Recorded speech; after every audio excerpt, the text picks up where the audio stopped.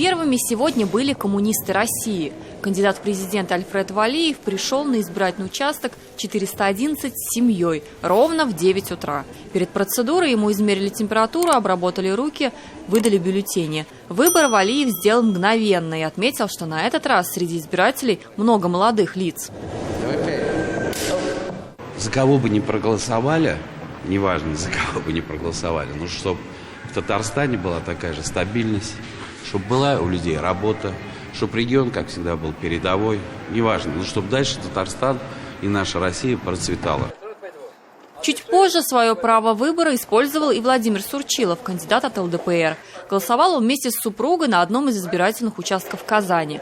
По оценке кандидата, самое главное на выборах – предстоящие перемены и, прежде всего, изменения в сознании людей.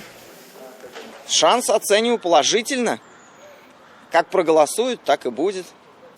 Альмир Михеев, кандидат от «Справедливой России», проголосовал в поселке Мирный. А после подчеркнул, что выборы – это не только право, но и обязанность. Кроме того, кандидат отметил, что его штаб не обнаружил каких-либо нарушений на участках за дни голосования. Я убежден, что в нашем обществе возможно построить такое общество, в котором частная инициатива и честное предпринимательство будут в гармонии с общественным интересом. У нашей страны есть все для этого, поэтому голосовать важно и нужно. Самым оперативным из кандидатов оказался Олег Коробченко. Кандидат от партии Роста проголосовал еще вчера и выбрал для этого мобильный избирательный участок в Набережных Челнах. Завершил голосование кандидат в президенты фотографией с бюллетенем в руках. Наша партия, у нее есть задачи по созданию несырьевого сектора экономики, уйти от зависимости продажи нефти и газа. И есть планы, которые нужно сделать.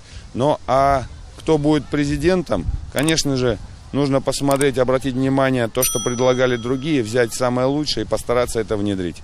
Президент, он должен быть, конечно же, человек, который любит свою страну, который отдает жизнь за нее и всего себя. Все выпуски программы «7 дней» смотрите на YouTube-канале ТНВ.